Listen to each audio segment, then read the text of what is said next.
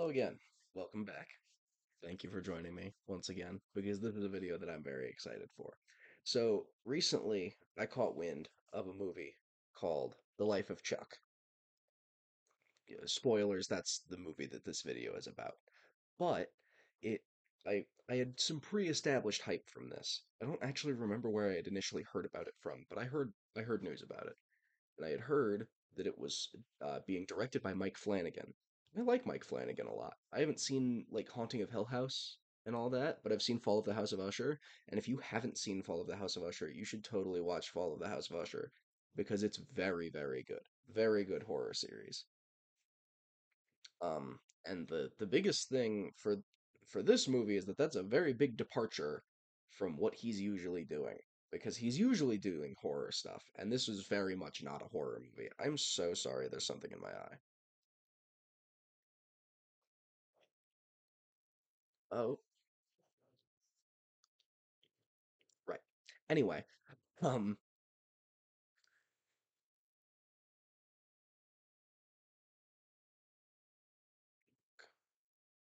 right. So this is not a horror movie at all. This is this is a very hopeful, like I don't even know how to put it. It's whatever the exact opposite of cynical is. It's like if cynical is here, this movie is here. Let's get that a little wider in frame there. Like that. Yeah, like that. Um this is a movie I don't even want to talk about what the movie is because it's so much better to go in blind like I did. But I'll tell you the general premise. So, this is a movie that's told about a man's life in reverse. So, Act 1 is titled Act 3, and it's about the months leading up to his death. Act 2 is when he's in middle age, and Act 3, which is called Act 1, is when he's still a child. And there's some slight variance between there, but generally speaking, it pretty strictly sticks to that. And I didn't even know. I was so curious to see what the implications of the story being told like that would be and like how that would affect it compared to how a movie is, normally told with the general three act structure of beginning, middle, end. And it's so well done. I'm really happy with it. I mean, now I feel like I have to go back through it and watch it again, knowing what I know now. Um, this movie's got a crazy cast to it as well. This movie's got, fucking, oh my God, what are their names? I'm forgetting their names now. Matthew Lillard, Tom Hiddleston, Mark Hamill, some other people too, probably.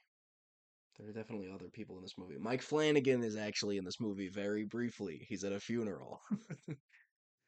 um, I'm pretty sure Mike Flanagan's daughter plays one of the little kids in this movie.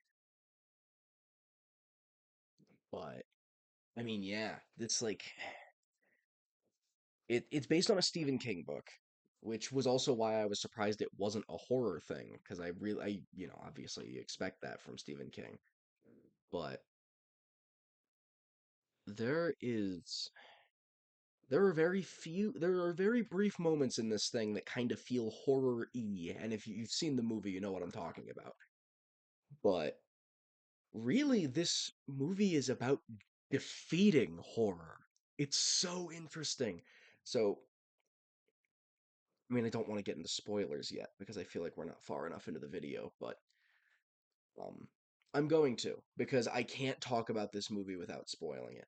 So if you don't want any spoilers past this point, Um, it's probably like a 9 out of 10 for me. So just go see the movie with that in mind. I think it's still showing in theaters. It had a very limited run. I was shocked. Like a week in, only one theater near me was showing it. But so this movie is about the it's about a soulful white boy. Let's get that right out the gate. Soulful white boy movie. And it's fucking beautiful. Um this movie is about hope in the face of the inevitability of death. It is.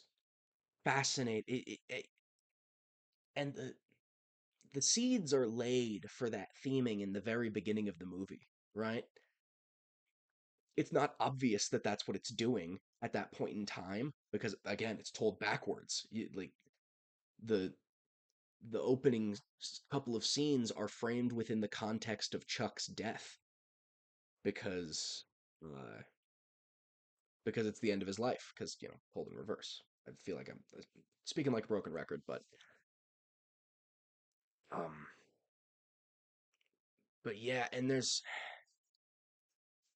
there are the themes of him abandoning his dreams of like being a dancer because his what is it, his grandpa tells him that he should just go into accounting, so he does. And then there's that fucking beautiful scene where they go out dancing and he's like pensive after they're done because he's realizing like, oh my god, this is what I should have done with my life. I love this so much. And then of course, you find out that he has cancer and he's got 9 months to live. That's another thing. Narrated by Nick Offerman. I knew there was somebody else in this movie. Um, and it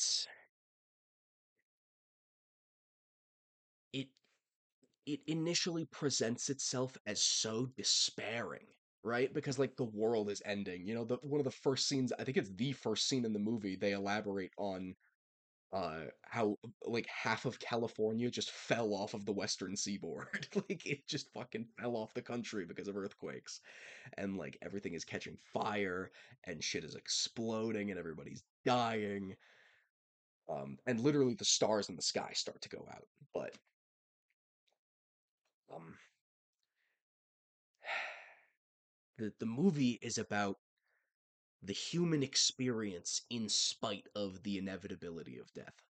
It acknowledges that you are going to have to die, and that's okay, because what matters is what you do while you're alive, in spite of that. It is about the perseverance of the human spirit, and it is fucking beautiful, man. I mean, there's that final scene will always stick with me. The final scene where he finally goes up into like the top bit of his childhood home and he finally sees what his grandpa didn't want him to see, because that's like a whole recurring thing throughout the movie is that his grandpa doesn't want him to go up into the top of the house, and it causes him to as a child or as like a teenager, I think he's like 14 in that scene, or he's like 16 or 17, I think they say, and he sees himself lying in a hospital bed, dying of cancer. And I'm getting emotional just fucking thinking about it. He gives this beautiful speech, and they quote this Walt Whitman text throughout the I contain multitudes or whatever it is. I don't remember the text exactly, but he basically says he literally confronts the inevitable fact of his death and tells himself, I don't care because I am who I am and I will live in spite of this knowledge. I will not allow my life to be dictated by the fear of death. And that is so incredibly powerful, man. My partner and I were just sobbing throughout the entire movie. Um, I described this movie as cisgender. I saw the TV glow, and I feel the same way now. Um, because that monologue at the very end um of Life of Chuck feels very similar to Justice Smith's speech at the end of I Saw the TV Glow, where he's kind of like trying to psych himself out of being who he knows he wants to be. Um, and these movies are really similar. I They're very, very similar. It just in terms of like acknowledging that you can be who you want to be. Um, but I sobbed throughout this whole movie, man. This thing is I always get worried with movies like these because I'm so worried they'll be fucking boring. Like there's a movie coming out later this year in like July or August, I think it is, with Margot Robbie and Colin Farrell called A Big Bold Beautiful Journey. And I'm excited for it, but I'm still kind of worried that it's going to be boring because all of these movies that are I don't even know how to describe it. You know what I mean though. It's like the super corny like feel good movie, you know. I generally avoid it, but I saw the names attached to this thing and it kind of sold it for me. Plus the core concept of it being pulled in reverse is really strong. But yeah, man, this just and it's like the final act of this movie, or even like the final 20 minutes of this movie, all of the puzzle pieces kind of start clicking down into their places, and you start to realize what the movie's about, and it's, oh my God, man. Like, I struggle to talk about it because it's so hard to put into words because what I get out of this movie is so like core. It's so central to who I am and what I want to be and what I believe that I struggle to put it into words because I feel like no one gets it but me. And obviously, that's not true. There's going to be at least somebody else out there who gets this movie for the same reason that I do. But it's what I love so much about this thing, man, is it literally speaks to my soul. It's beautiful. I I've never like engaged with a movie like this before, aside from I saw the TV Glow, which is it's a lot more frightening than this movie is. Like the realizations that I saw the TV Glow made me have about who I am as a person. Like that movie makes me physically ill whenever I watch it. Great movie, obviously. Love that movie to death. I've got the physical copy of it, and my partner have matching shirts of the two characters from the Pink Opaque. But um, yeah, this movie is like it like stares you in the eyes and melts your fucking soul, man. It's crazy. I don't really think I have anything more to say about this. Not that I can say, at least. Please go see this movie. I guarantee you that. Oh, one more thing. One more central theme to this movie that I want to say. Um, Chuck dies of cancer at the age of 39. And that is like when I was talking about like the themes clicking together as time goes on, you start to realize in the final act, and this is one of my favorite things about the movie, is the way that it does reverse storytelling. It does it in like a really satisfying way.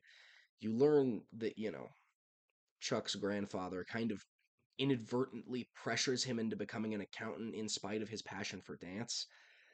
And then he ends up dying young and he never gets to do what he really wanted to do.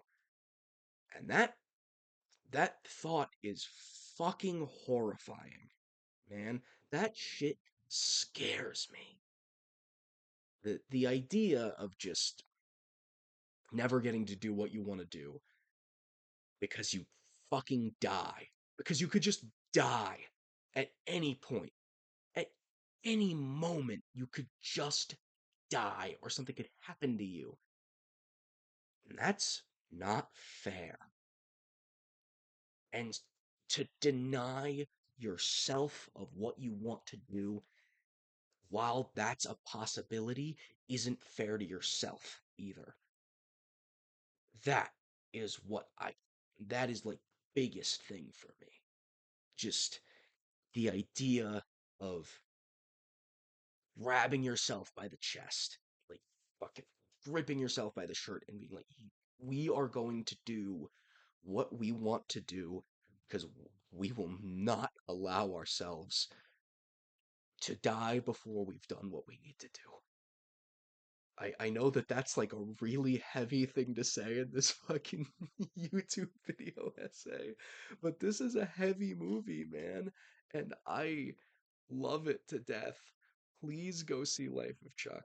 It it is I have not seen enough people talking about this movie. Thank you for watching. If you did enjoy, please like and subscribe. If you like listening to me talk about movies like this in just kind of this rambling on kind of way, please check out the rest of my movie talk playlist. I need to add more to it, but you can find all of my videos talking about movies there. Thank you again.